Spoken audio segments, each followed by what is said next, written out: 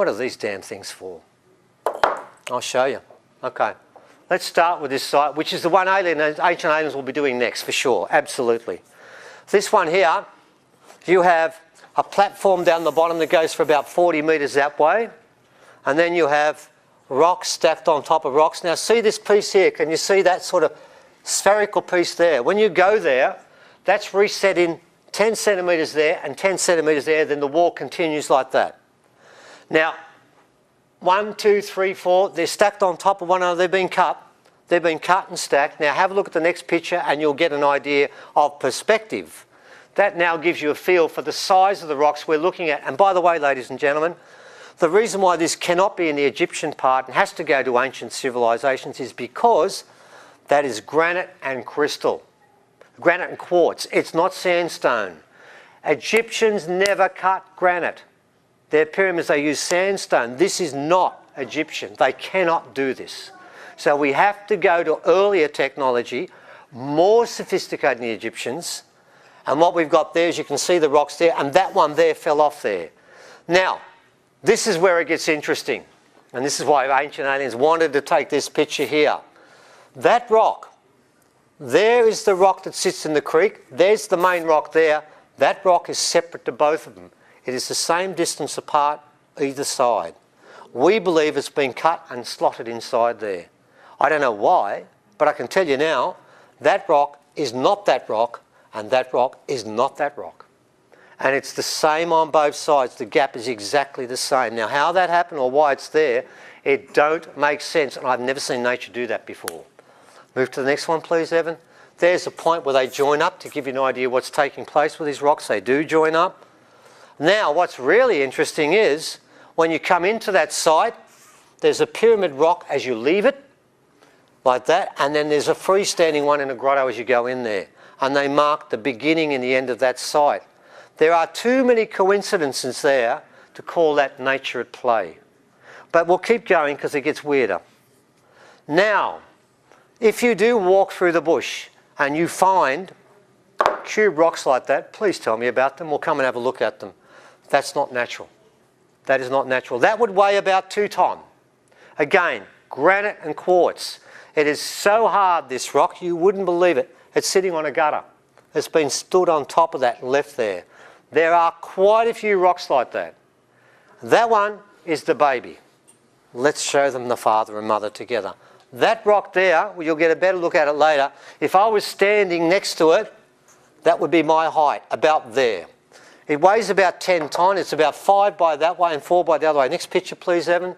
What you're going to find, it's been cut sheer there. Go around the back, doesn't belong. Underneath there, you can see it sitting on top of it. It was put there. There is a piece on the side. There's a rock that sticks out where the second rock sits and has been taken away. That rock has been placed there with these. This is what they're supposed to do, to lift up rocks and move them. On the side there, that's rough. On the other side, it's rougher. How did they get it in there?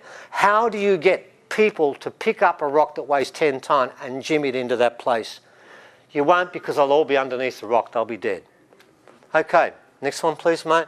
Now, interestingly enough, this section here, you can see where the damage has taken place.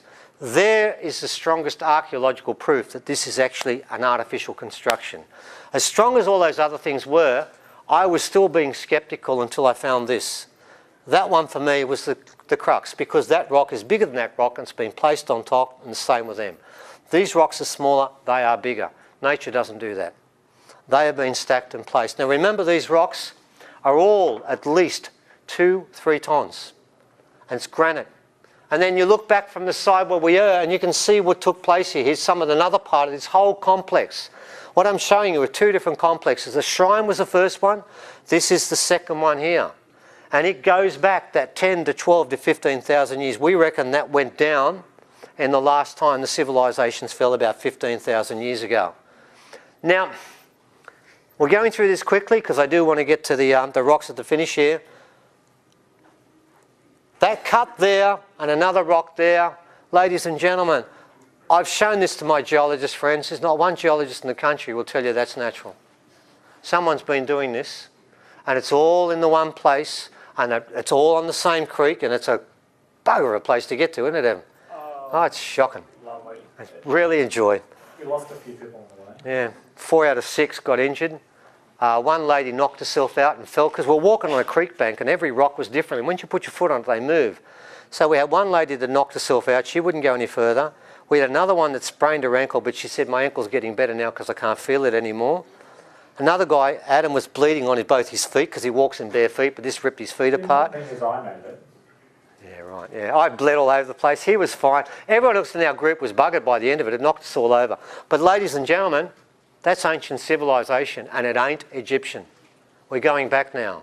We're going back to the times when the original people were part of this deal. I'm not sure whether that's when they gave it up, but we don't know how old it is, but it's definitely not normal. Notice in the back, another one of those rocks. They're all over the place. These square rocks that have been cut were done for a reason, but we don't know what it is. Because remember, the rocks have a power. We're going to a new place we haven't done before in years. Okay, let's talk about that time, those earlier civilizations. We're lucky. Well, not lucky. It's a crappy place, isn't it? We stumbled onto a place up in the Blue Mountains, I won't tell you where. We knew about it in advance, and when you go there, it's what's called Category 4 sandstone. If you know what that is, you can pick it up in your hands and you can crumble it in individual grains. And amongst it are these constructions, which my geologist friend tells me are Category 1, and he doesn't know why they're there. Well, they're gutters. Next one, please, Evan. Now, those gutters, if you have a look, 68 mils, 68 mils. The two lips all the way along are exactly the same. Nature doesn't do that. Nature doesn't make perfect symmetry like that. Those gutters, by the way, ladies and gentlemen, we've got a picture of a lady sitting inside them. These aren't small gutters for just a runoff of a couple of pieces of water. This is massive, and I think it's for water anyway. Next one, please, mate. Then we also found these damn things. Hundreds of them. They're just laying in the bush everywhere. Something major took place here. Smashed the place to pieces. And all around there, there's melted rock everywhere. Everywhere, isn't it? It's just constant. Next one, please, mate. And then you've got this. You've got this sandstone at the top. What's this underneath? It's slag. They were making metal there. They were making rocks up there. They were actually making metal up there. That's why those gutters are so big. It's not for water. We're right on the very top. One of the highest parts of the Blue Mountains. When you stand there, you look down. There's nowhere for water to run. That was sealed up inside there, and that is not the same as that. And that does not belong there, ladies and gentlemen. This is sandstone country. That's all you'll ever find. What that is doesn't make sense. We believe that was stopped in the process of what they were doing, smelting rock. Next one, please, mate. And of course, then you've got your pathway. Some helpful cynic told me, oh, that's just part of a rock formation. We dug underneath. It's black dirt. That's been laid on top. It's part of a path. It's part of the same place again. Now, this particular place, I'm not going back to. I'd never go back there. I want to because I never went there. Well, there you go. You're lucky. I took 3 women there. Lisa Harrison, 3 women. Within 1 week, 2 were in hospital, coughing blood. And Lisa was up at our place, just coughing blood into a tissue all the time. I said, go to hospital, go to hospital. No, I'll be right. And she wasn't right. All 3 of them were coughing blood. As soon as they got out of the place, while we were there, I didn't see a bird, I didn't see an animal, and nor did I see an insect. And I asked from the original people, I said, we don't go near that place, it's dead. It was blown up. It's full of death. You can sense it all over. The whole place was blown up. We believe somebody was making metal up there, and one of these times when things changed, that was blown up. We could show you a dozen other shots of melted rock all over this place. It's everywhere. And it goes for about 4 or 5 k's. It's spread over the whole area. And if you think a white fella did it, we've done some research here there, ladies and gentlemen. Nobody got to this site until the 1950s. The Catholic Walking Club got there for the first time ever. It's an incredibly difficult place to get to. Believe me, it is. And no one's been there. So this is a place that's part of the original history. Goes way back. Okay, out of Butterbox, where are we going to next? We'll go make this real quick. How am I going for time? Oh, I just got to try and taste myself a bit. Oh, thank you. It's okay, 5 past, plenty of time. Okay. This one here is called the Cave of the Golden Boomerang. There've probably only been 5 or 6 people, no, I think it's 8 that have ever seen this, and we could never find it again.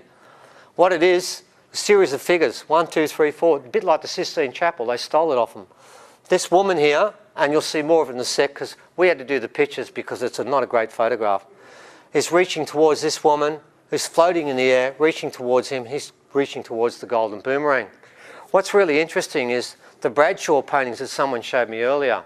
They said the Bradshaw paintings are too representational because original people don't do representational art, so therefore it must have been imported. Crap, this is in Gosford. Not up in the Kimberleys. This is in Gosford. And this is, at least we know from the Kimberley mob, this is a story of creation. But I want to tell you something. You should look at one figure there. That little baby.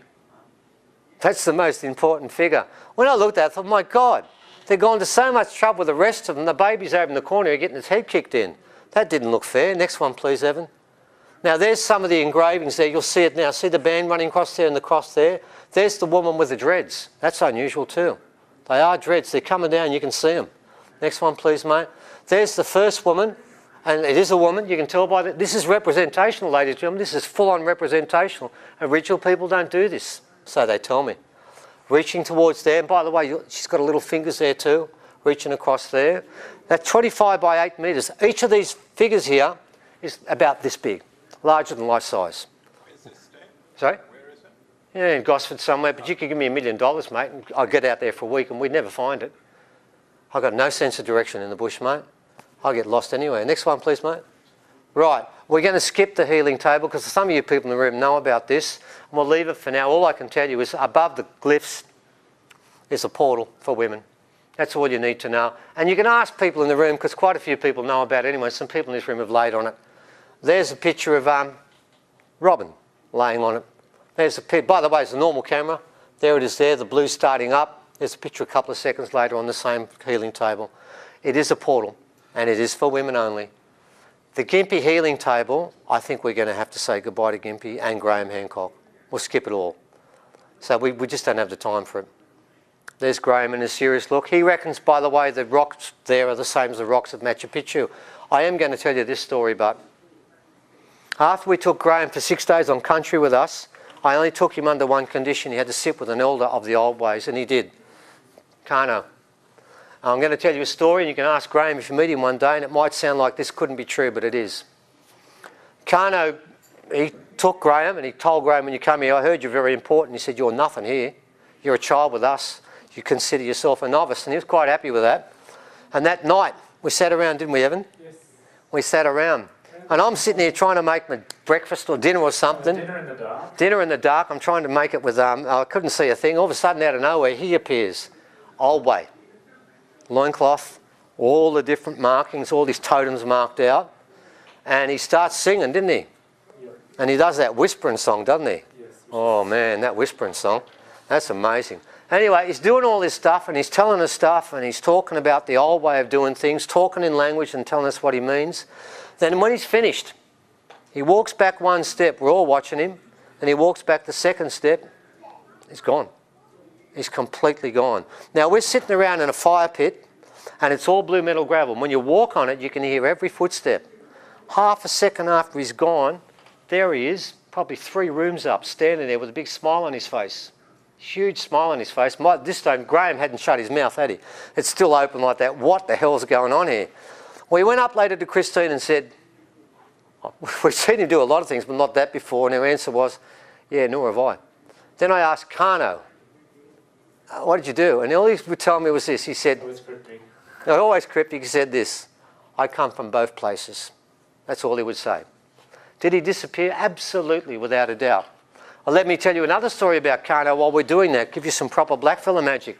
On one occasion, I went out to a cave and Auntie Bev was sick. She couldn't come out because we always get initiation before we go out. So I did a different initiation. I didn't smoke myself. We went back that night, got a phone call from Kano, Kangaroo Island, 3,000 k's away. He says to me, you've been on country today, haven't you? I said, yeah, but I didn't tell you that. You don't have to. He said, you didn't smoke yourself today, did you?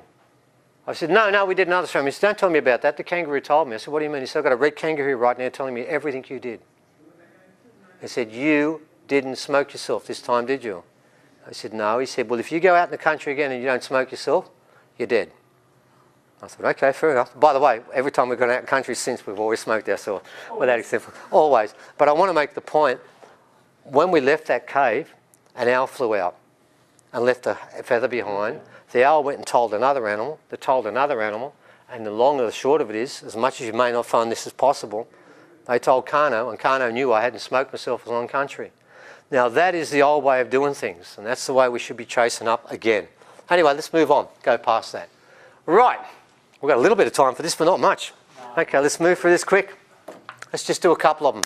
Right, this is probably the most important one, and I'm going to stick with this. Look, as you know, we've got about 250 rocks at the moment. I brought about 50 at the moment. I can't bring them all because there's just too many. I can tell you these rocks are considered incredibly sacred. Some of these rocks are part of what's called the Star Rocks Collection. I've got a video, we've now got some information that was given us by the elders about that. We'll read more about this. I'm going to tell you about this rock alone, and we'll leave it at this one and we'll go on to some other stuff. First of all, it's been cut. Every line on this has been cut. You've got to understand it's been cut. It has not been chiselled. Secondly, you've got to look at the fact that when you go to the next one, please, see that thing there? Can you go back one, please, mate? That thing there, that's an infill. Someone has actually put things in there and stuck it in. This is over 10,000 years old. Superglue can't do that today. There's an infill there, and there's one at the back there. The geologist picked that up, not me. He said that's been stuck in there, and it's been sitting in there for 10,000 years. So that's an infill. There's so much technology on this rock that it's really hard to keep up with. Next one, please, mate. Next thing is, see the angles. We've got Dr. Derek Cunningham working on the angles in other parts of the world, and we're going to show you something quite amazing about this in a sec, where we're finding the angles are being shared. There are certain angles that are shared around the world because there's a common language, the first language. We all spoke the same language. You know that story about the Tower of Babel? There's something in that. Next one, please, mate. Now you've got a connecting side with this marked rock. All of the rectangular rocks, we've got 5 rocks like this, rectangular rocks. They always do the same. Narrative, narrative, connecting side, blank side. All of the rectangular rocks, there are ways these are done. Next one, please, mate. And then you've got this side here, which is where we place our thumb when we hold it. These are meant to be held. Some of these rocks are meant to be pointed too. Moving around, please, Evan. Then you've got the next side. Now, I think there are angles coming up on that, aren't there? Ah, yes. This is where it gets interesting. Well, look at the angle that repeats itself the most. 33 degrees. This rock was found. It's also, the Freemasons love that number too. Isn't that funny how someone said before they could learn, the Freemasons could learn off the original people? No, the Freemasons learnt it off the original people. This was found at Carillon. Do you know what the degrees of latitude for Carillon is? 33. Coincidence again, of course. Many coincidences here. Oh, look at this. Here's 2 other rocks. This is a Calgary rock. It has 21 markings there. 19 are on this rock. 19 are exactly the same. Next one, please, Evan. Let's go to Bosnia. I'm sure you guys have heard of that. You've probably heard of Dr. Samir. We've been in contact with Dr. Samir, and he contacted us about this rock. It's gone around the world. He said, we got a rock. Show them their rock, Evan. That one there. It's marked too, and it's got lines. Why don't we measure the angles? So off we went, sent it off to Dr. Derek, and lo and behold, he did up the angles. He got 15. Do you know how many are on this rock? 15. 15 to 15. That's a 100% match between the angles on there, and I'm talking about angles like 6.511 degrees. I got that here. What are the chances that there are 15 angles here, and there are 15 angles at Bosnia, and I got 19 out of 21 in Calgary? This is a global language. We write about that in our book there. This is a very important point. You can't argue with mathematics. The maths tells us something here. The numbers match. How does Bosnia match with Calgary, matches with Carillon? Because this is the Rosetta Stone. And I'll tell you something more about this stone when we finish. I'll tell you about the original part of this story. Oh, ladies and gentlemen, that's Washington's road map. It's also on this. It's the same thing. Washington road map, we got it here too. Now you're starting to see a pattern here. This rock, this is why this is going back to the elders, this one. Next one, please, Evan. Right, now there's how the rock looks, the first one like that. That's the complete thing. Now notice these lines here, the middle lines, will join another line, even though they're not touching. This is so elegant. Now, before we move on, now let me tell you the original story with this, because it's more important than that. The original story, and you guys will like it because it actually comes from the stars, is this. Kano told us his story. He said, long, long ago, when the original people were here, two totems represented us. It was the eagle and the crow. Eagle and the crow. And then from space comes another group called the goanna. Now you've got to remember, original people talk about all totems in form of animals. The animals represent people too. They don't see a difference between animals and people. They think they're the same. I know that's a ridiculous idea. Right, this is what happened. The goanna wanted to come with his spaceships and come to the Earth. The sea eagle and the crow said, you can't come. So they fought, and they fought, and they fought for weeks. And finally, the crow worked out that it was in their interest for the goanna to come from space. So he then joined in the fight, and they defeated the eagle. And according to Kano and the elders, that when they came here, the goanna scratched the commandments that we're to live by on this rock.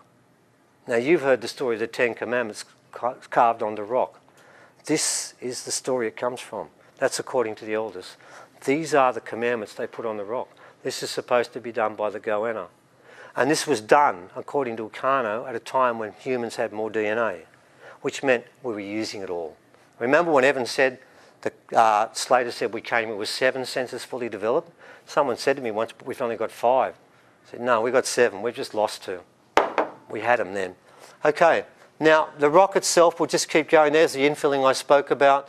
There's some infilling down there. And there's one last thing I want to show you with that rock. Oh, there it is up there. You'll see it's in there. The last one is the stamping. That stamp up there on the top of this rock has gone down 1/2 centimetre, but it hasn't cut the surface. But there, it cuts the surface straight away. You know what that means? To do that, and my geologist told me, all you need is 1,700 degrees Celsius, and you can do that. Try and get that in a campfire. You're not going to do it. So how did they do that? How did they stamp it down? Now I'm going to tell you the answer.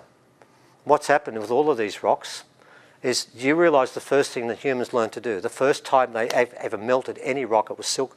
It was this stuff here. The same rock that we've got here right now. They've melted this, and there's a base rock underneath. All of these rocks. This one here. See how they drippled, how the things dripped down on the side there when it was melted. This rock was coated. There's a lighter rock underneath, and then this was laid on top and then melted on. And here, you can see the lip across here was pushed across the side and it ran down the side. They have been cooking rocks at thousands and thousands of degrees temperature, and this is their rocks. This is what they made. All of these rocks I've got here, you'll notice they're all the same colour. You've got the stuff on the top, and then you've got a rock underneath. Every one of them will have a colour underneath.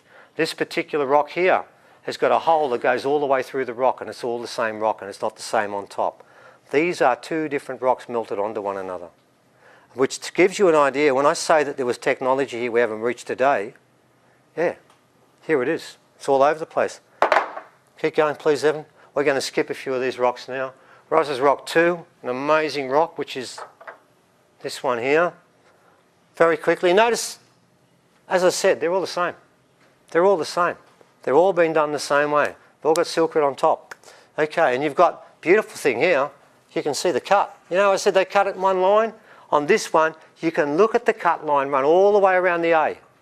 You can see the cut line. I'm not making this up, guys. It's one cut. You can look at it. There it is. It's continuous. No chiseling here. These guys are using technology now that is really deadly. And on this side here, it's been held for so long, it's worn away. Held like this. Finger goes like that, and that pad's worn away. This is ancient. And it goes back to a time when we had 7 senses, and we're going to have to go through this quickly. In fact, what Evan's going to start doing is just whiz through the rocks. Go. There's the side I spoke about there. Keep to the next one. That's how you hold it. We're just going to go through a few here. That side there's got a star map there. I think he's going to do a close-up. Each of those pecks has been put in as part of a star map. There's so much this language. There's so many different ways they mark them. Keep going, please, Evan. We're going to have to race through it. Keep going again. Then we've got the rock there with the big hole. It goes right in the centre there, but it's all the same. It's much coarser. You can scratch that. I won't, but you can take the grain out so easy because it's not the same. They melted it on top. And then you can see where they put the chips at the back there. That's the proper rock. 2 different rocks of completely different constituency and makeup. Next one, please. There's number 5 I started to show you. Keep going. And there's that section that's actually melted there. And by the way, ladies and gentlemen, in case you didn't know, on the top there we have Corona Borealis. It's a star map. That one there on the top, and I think there it is there. Dr. Derek found it for us. There it is on that piece there, up the top on this piece there. So it is a star map. It's also got the Pleiades and Orion on different parts. And of course it did have to have Pleiades in there. That was an obvious. Okay. Number 10, fascinating rock.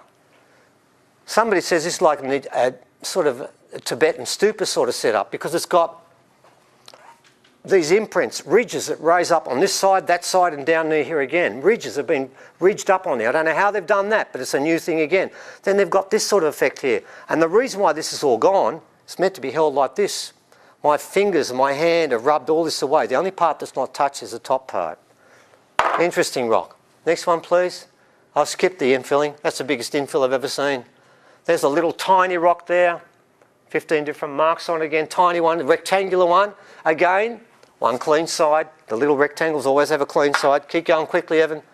I forgot to bring that. That's from Wisconsin. My wife sleeps with it every day because it's a healing rock. And guess why we've got it? Same chert on top. And then it's got 7 layers of rock underneath. And look, you've got a different colour underneath like all the others. It's the same technique. We're working on another rock right now in America. Same as these again. And we'll have that up soon. Skip Dr. Gemma's Mark rock, and we'll skip that one too, Evan. Where's the little... Oh yeah, there's an interesting rock we found.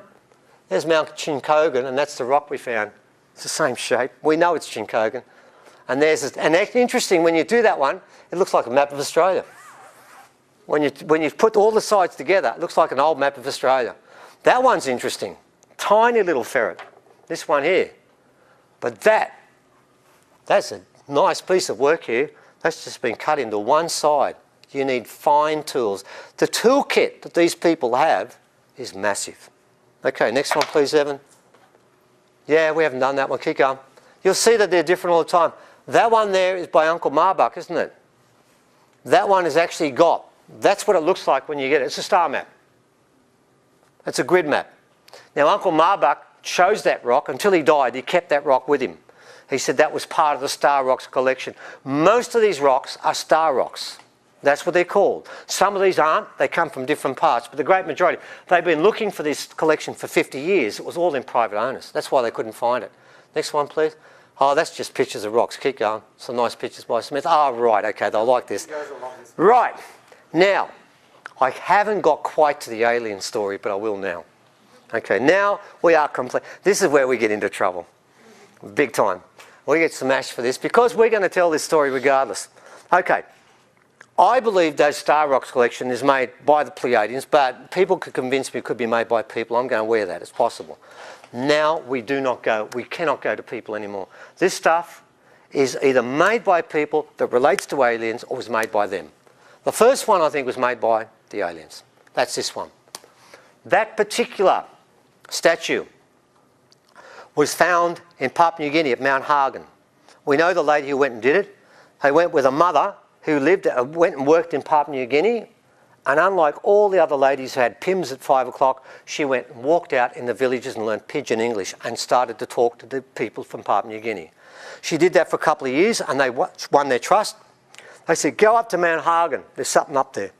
So we met the son who was 10 at the time and Tracy was 5. They still remember it. And they came out, their hands were shaking when they brought this out.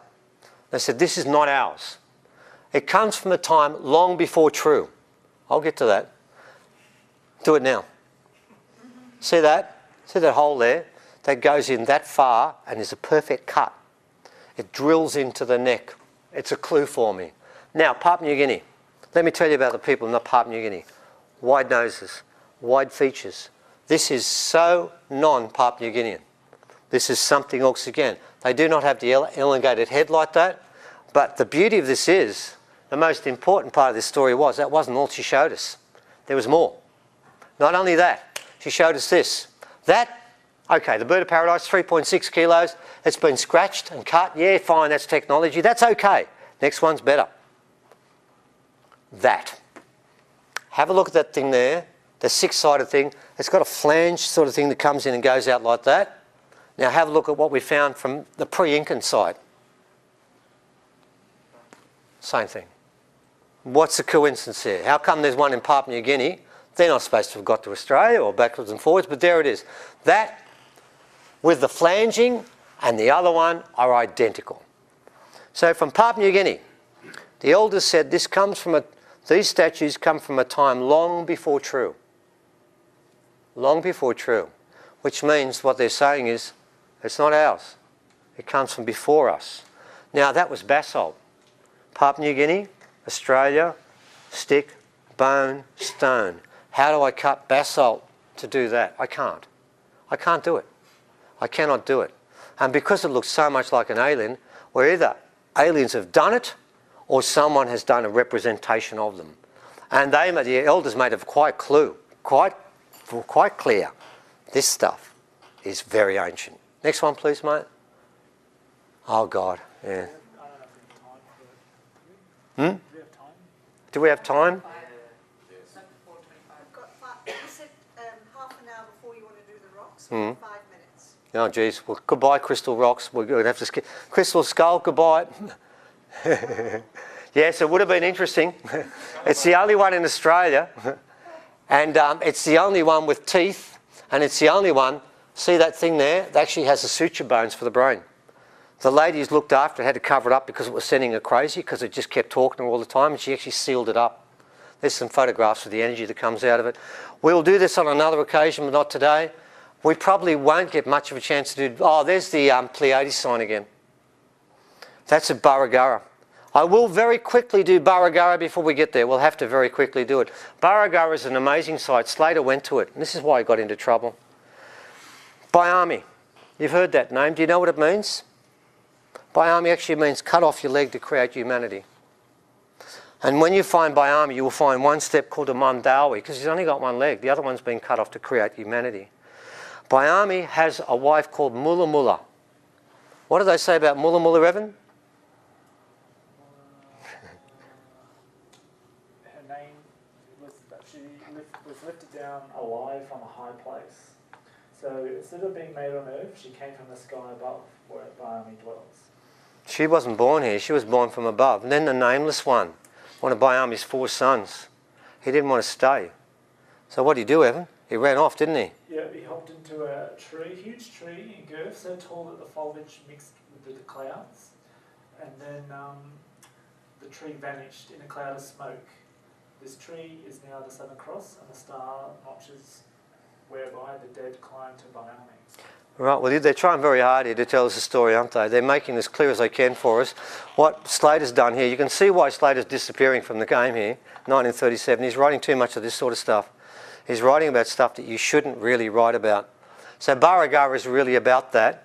Now, the UFO whale engraving site, we're going to leave that one too, Evan. Okay. Look, I can tell you this, if you go to the Carry-On Glyphs, the people have been there, that is the glyph that appears the most, the UFO glyph. There are 8 of them, and some are plummeting. And of course, we do know from Arnie Bev. Arnie Bev told us that the mothership crashed in the still waters of Bambara, which is about 3 k's from there. And of course, there's the large UFO thing there, which has got 5 legs there. All of them have got dots, and it's like the other ones again. There's the one there, and the ones in there are the same. In fact, the measurements are the same too, but I'm not going to go through that. They're the same, but whoa, what happened there? Oh, the horse came back. Oh, we're getting near the end, aren't we? Okay. Okay, the horse. Now you know why I think it could be alien. Because number one, if the molybdenum, I can't get the right pronunciation of that, the chemical in there, is in there, then it's recent. It's been done since the 1960s, and this thing was 1 metre beneath the surface up our way. It couldn't have been done there. It means that someone's done stuff that we can't do, which means there has to be something going on here we don't fully understand. Now, ladies and gentlemen, what have we got after that? We've got... Cyclones. Oh, good, we got there. We did get Right, all right. Okay. Now, one point before we start with the Silcons. The whole point of this story is very simple. We've had a history that goes back in this country for hundreds and hundreds and hundreds of thousands of years. And what the elders are telling me is this. The Pleiadians and others have come. Here in Australia, it's Pleiades. You go to other places, there's different mobs that came. They know that. They all speak about that. But there's a warning and there's a sting in the tail here. As I said before, it's a bit like Scully said, we all need, the Pleiadian and the alien genes will save us, and they will. But the reason we've had 4 bowls, that's what the Indians call it, the 4 bowls of civilization, and everyone's failed, is we don't learn the lesson. We have not learnt the lesson. The lesson is this. This is not Pleiades. It's not Sirius. It's not a place where they can have lots of technology, because that's what happens there. This place and this planet doesn't want that technology. And every time we go too far, it finishes up. Who brought that technology to begin with? They did. They brought it. So to an extent, it's been a mixed bag. It's been a blessing and a curse. Because what we have to learn is the way Kano lives and some other elders we've seen. That's how we should all be living. We should be able to talk to the spirits when we feel like it. If we want to disappear and go somewhere else. If you want to be in 2 places at once, and I've seen that, a person's been in 2 places at once, they can do this stuff. A lot of people think that old stuff is gone. It's not gone, is it? No, it's still here. It's still there. There are elders today that have it and are ready to teach it. But we don't ask them. And I'm saying this, that we're about to go under again. You can see it all around you. We're going to go under again. It's going to be another Atlantis. And you know what's going to happen? When the next group take over, they're going to lie about what happened before, and they're going to try and do it again. The last 5,000 years, we've gone down this path. You see, the way we see it, you have a rise of civilization, falls apart, then we go back to the dreaming. And that goes on for a long period of time. Then people forget. And then they pick up that civilization, the technology, and then we go through the same process. We've done it 3 times. This is the last time. And I'm going to close with this, and then we'll go on to the Silkons, and that's why I'm doing this. The elders have told me this. This year, they're going to put some rocks and some sticks. This is one of them in the ground. And when they put those rocks and sticks in the ground, we're all going to feel it. We're all going to feel it. It's going to affect all of us. I've seen Uncle Rex put one in the ground, haven't I? Uncle Rex put a stick in the ground 3 years ago in Darwin. I know some people were there. It was in a park. Everyone bar 4 people collapsed when he put the stick in the ground. They raced people off to hospitals in Darwin, all over the place. They had him in every hospital they could, hundreds of people. They all woke up at exactly the same time and said, what am I doing here? Uncle Rex said what he did was just lift up the elevation just a little bit with one stick. The time will come when they put all the sticks in, and the rocks, and some of these sticks. And one of these rocks here is probably the most important Silkon in the country. This I've known about for quite some time. Michael Tellinger was killing to try and get a hold of this, but Roz wouldn't give it to him. She gave it to us. Now, these particular rocks are power rocks, and we're going to do an experiment now. We're going to play with these rocks. But I'm going to show you something first. Here's 2 normal rocks. Listen. Normal rock sound, you've all heard that, haven't you? Here's 2 non-normal rocks. Notice the difference. It's metallic. The interesting part is I want you to look at this rock, that rock, this tiny little rock here, even higher. Now, and this rock, completely different from this rock. But guess what? They've all got the same sound. Not all Silkons have them, but these do. Question 1, how do you make a rock sound like it's metal? You heat it. Second one, look at this one here. This is petrified wood. It's been cut. It's been marked. Find a tool that can mark and cut petrified wood like that. And don't forget it's original. It's called an archaic Silkon of petrified wood. Where's the technology for that? It's not there. We have about 15 of these Silkons. Now, Uncle Marbach tells me this is how they work, and this is what we're going to do in a sec. Uncle Marbach, we were offered these Silkons for a while. I wouldn't take them because I need an elder. I need an elder to tell me what to do with these damn things. I don't want to read about it. I read the paper and it was rubbish. Wasn't it? It's garbage. Once I was told what to do, I understand better.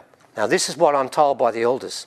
This rock, once it's held the right way, and I know how to hold it, don't worry about that, what's supposed to happen is the power sort of spins inside, and you'll notice the top that's been taken off. It comes out through there in a straight ray. It doesn't spin out like a wave, it goes straight. And that's what we're going to try and do. And that's what silcons do. Now, if I knew the songs and the notes on the yidaki, which is a didgeridoo, then I could probably pick the rocks up. But I don't know them. I haven't been given that. But what we can do is we're going to try a few things now to see if these things have got a power that we can actually measure. And as I said before, this will make part of our actual article. So, I know I've got a couple of people in this room. I know I've got the gentleman that's come all the way from England. Well, not quite from England at this day, but indirectly. And I've also got Richard here. And I'm going to ask other people, if you've got a dowsing rod of some sort, we're now going to try some experiments with it. We're going to start with some simple ones, and then we'll build up from there. So, I've got 2 sets of rocks here. I've never brought this out before because it's so damn sacred, and I'm asking everyone by me not to touch this rock. I've read about this rock. This is so, so important. It's a magic rock, as is this one here, but they're different. We're going to play with the silcons today, and what we're going to do is, we'll pick this up and move across a bit. We're going to move this up across a bit, and we're going to use the front area here. No, across that way. Now what I'm going to do is I'm going to start here, and I'm going to ask, first of all, could I have our resident and our guest from overseas to come out? And we'll get both of these guys to do this one after the other. Now what I'm going to do is I'm going to take... Yeah, go on. Yeah.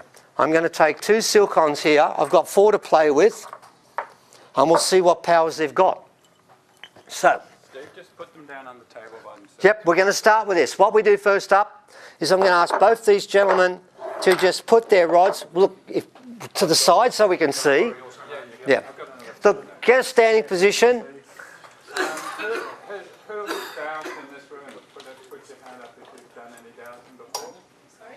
Anyone done dowsing before? Done any dowsing before? We've got another. If you want to have a go, it's up to you, but what we'll do first, this is called your litmus test. What we'll start to begin with is I'm just going to ask these gentlemen to run their rods, over these things, untouched by people, just resting. And we'll see what happens. With me, when I use my rods, that is the search mode, and I'm going to ask for energy. And when my found mode is when the rods cross like that. So that's searching. So I'm going to run them over there, and they're sitting on the table. So I'm just asking for a high point of energy. I get nothing at all. Nothing. Okay, I'm going to separate them if I may, because Yeah, please, you do it the way you're I don't comfortable. want to get them all crisscrossed. We'll try this baby first. But they are supposed to be in a pair. But do them separate. No, do them separate because when we put them together, that's different. But you do them separate and see what you get. Please do.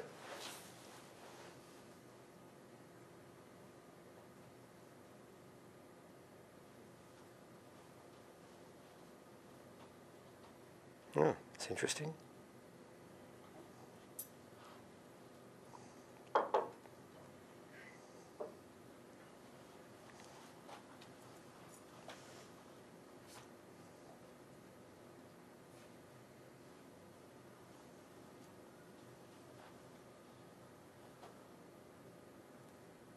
Okay. Okay.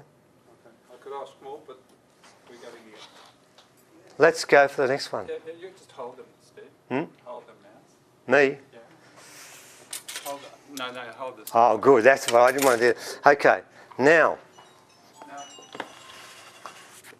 I've just got to... Hold the point. I'm going to hold them the wrong way first, okay? There's a way you should hold them, the way you shouldn't. What I'm going to do is hold them the wrong way, and we'll see what action we get from that. So again, I've just asked for energy coming out of these rocks. Good. So I get nothing now. Okay, let's see how the... Hold them the right way, Steve. Oh, no, I've got to wait. Okay. No. Let's do this properly, one at a time. Let's see. It might get a reaction here because he got one on the last one. See what happens. Answer no. Good. Excellent. That's what I thought. All right, now we're going to find out if we've actually... All right.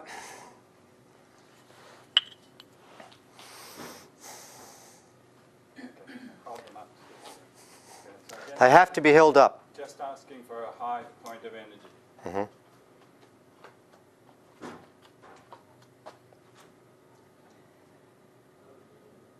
Okay.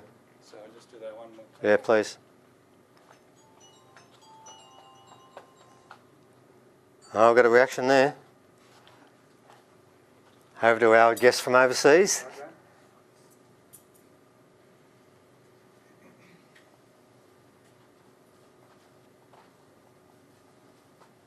Shit. And each time they cross smack dab over the rocks, not coming up or going below. Okay. So if I test that and I step back, you see the crossover, it stays, and if I come towards you, it stays. Let's risk it now. Let's get you guys back a long way. Let's try from a distance there. My pendulum? Please come on up and put it on there. That's the whole point of this. No idea what will happen. Well, let's just find out what happens. So let's see. Well, to me that's clockwise. It's positive. Positive. Right. Excellent. Thank you. All right. Gentlemen, now I'm going to point it at a point here. I'm going to try and aim for that camera there. Do it two ways. Do it with the rocks close together, first of all, like that. Yep. So again, I'm just going to ask for, put them down a little more parallel. I can't. I've got to keep them up slightly. Again, I'm just going to ask for a energy. Okay, so I won't even look where you are. Shit.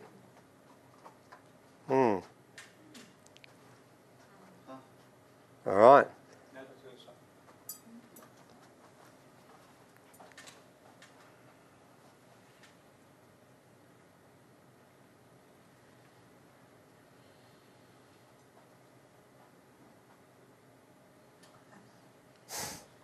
Give it a try.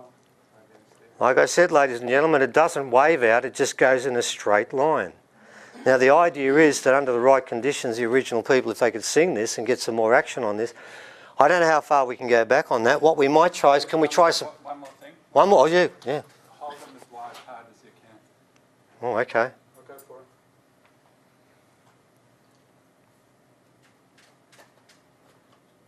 Oh, yeah. Okay. You can open it up, can't you? It's a bit like Ghostbusters, don't cross the field. Okay, let's try it. Keep walking. So I've got that rock in your right hand.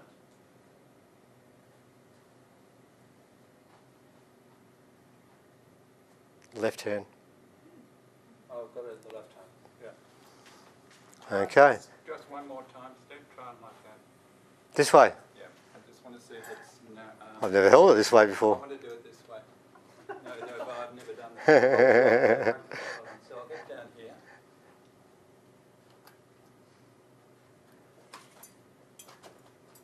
Just there. Okay.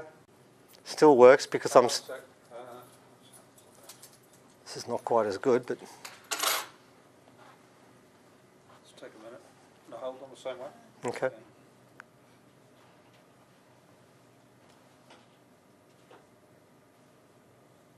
It'll take a while.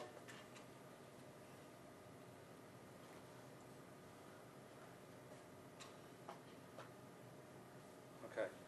So stay where you are, and I'm going to come up in the search position and see if we get a yes as we go past. Here it comes. Hmm.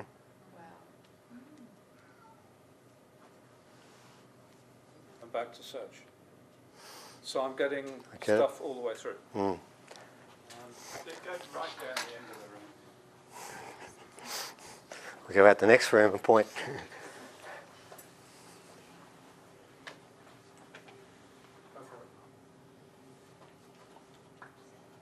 Okay, still going.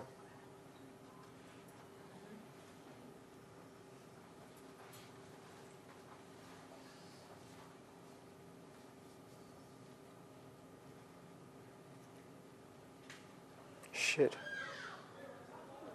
Wow. Right hand, hold on. The other one. Left hand. One more thing, so which I was just thinking of. Try cross, yeah. Cross the beam. We learnt that from the show before. We could cross the beam then, see what happens. No, like, do it like that. Yeah, that, yeah. Okay.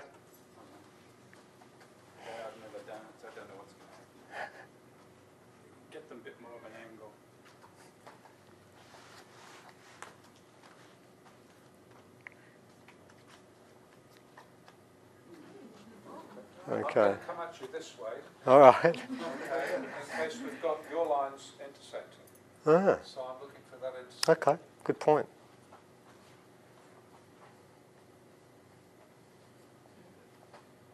Yeah, that'd be about the point of intersection too, wouldn't it? Yeah, looks like Yeah. yeah. There you go. All right, ladies and gentlemen. Something's happening there, isn't it? Now, the interesting part about that is I am writing more and more about dowsing, and I know that just a lot of mainstream scientists really stick their nose up at it, but I've said this to them, come on, watch the damn thing. Instead of just saying, oh, it's a load of crap. Now, what's got to happen is this gentleman here and this gentleman here have both bunged this on, or it's legitimate. It's one of those two things. And if they're telling the truth, there are something in these rocks. And you've got to remember something, the original people know it. They know. There would be people today, and I'll find out who they are, that can actually bring these rocks back to life. And I reckon, personally, we need that.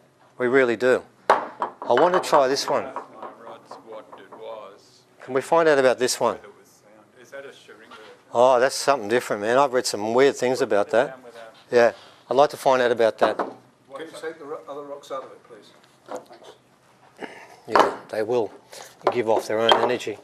I think they have to be held. Just find out if it is a special rock like they told me. I don't know if it needs to be held. Ask again for energy Yeah. coming off this rock. I knew it didn't need to be held. I knew that. That was a different rock. That's interesting, isn't it? I've never seen a rock like this. I've been told stories about it, and I think it's... What about when you hold it? Are you allowed to hold it? I'm not ready to hold it.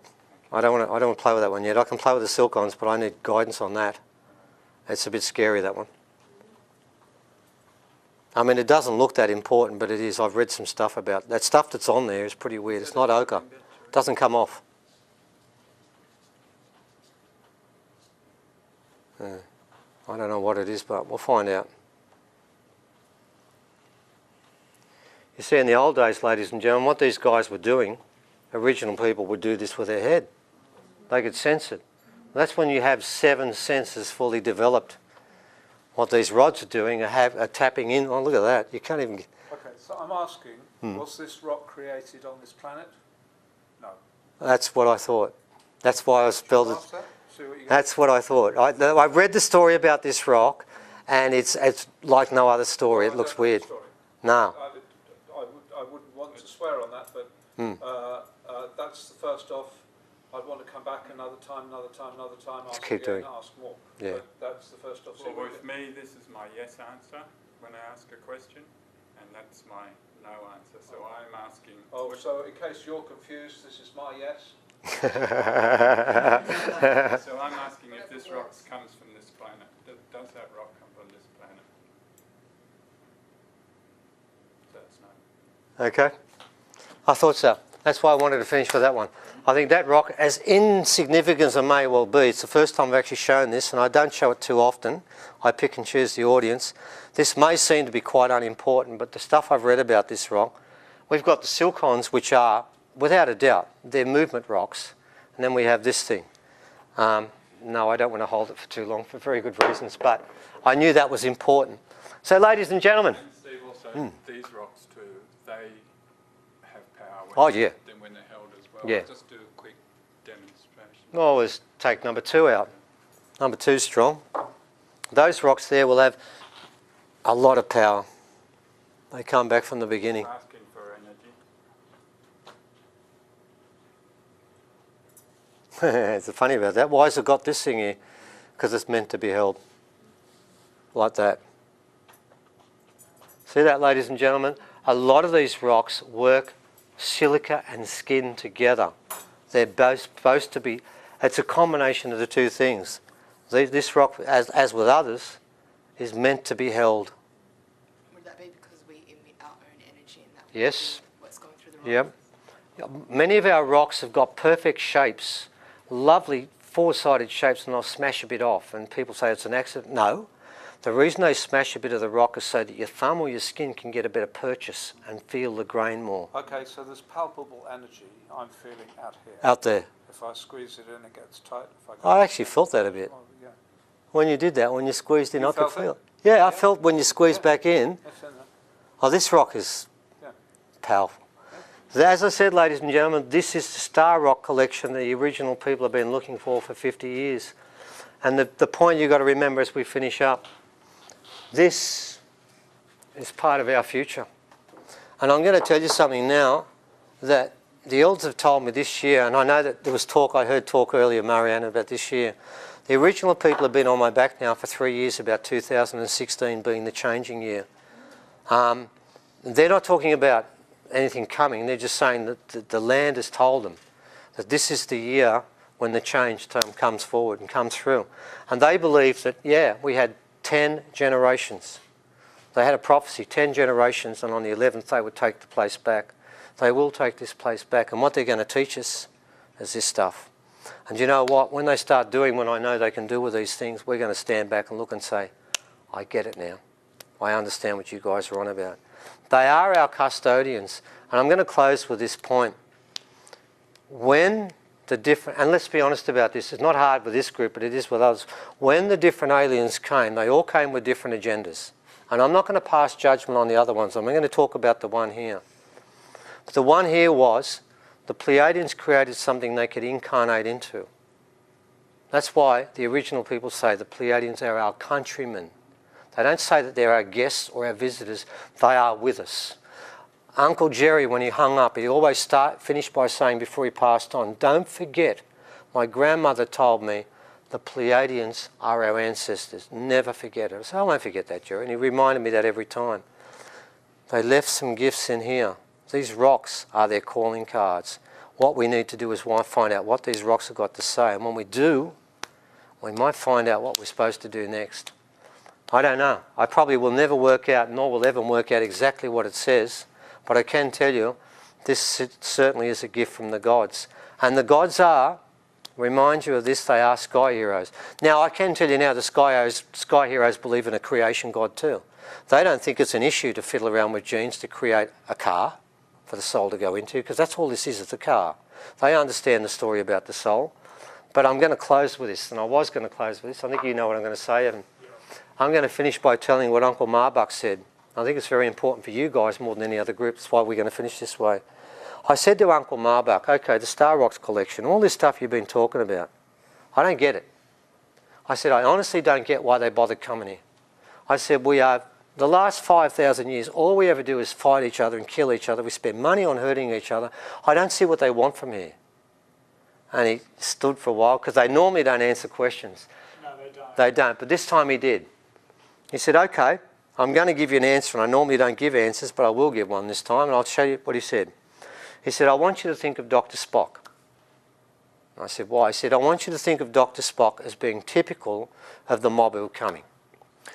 Now, he said, the Pleiadians, just like all of them, they understand, Dr. Spock understood what was right and wrong, but could never work out humans. He couldn't work out our emotions. They were so weird to him. He could never quite rationalise why we do the things we do. He couldn't work it out. He said, that is the issue. He said, every other race works on intellect. They work on pure intellect. They sit down and rationally work out what the right answer is. Believe it or not, ladies and gentlemen, we are not Homo sapiens sapien. We're Homo emotional with a bit of sapien occasionally. That's how we work. Now, what they were interested in is one power we have they don't have. It's the power of love. They say that is the most powerful thing there is in the cosmos. And only we can access it. But we don't understand it. He said, if we understood fully what we're capable of doing, then I can quote a line from the Apocalypse of Adam, where Adam said to Seth that Eve taught me we were greater than the gods that created us. And that is what the Pleiadians were trying to do. The best of theirs and the best of ours. And together, they were going to create something better than each. Now, Marbach said, the problem for us is, because we are so locked into either being hateful or loving, it's one of the two, it's either got to be one or the other, either like you or I don't. He said, we don't let that love really take over as it should. He said, but the aliens are waiting for us to do this, because in this respect, we are their teachers. And we've had some great people through the planet. I mean, there's a lot of people who've got this and worked it out. That is what they're coming for.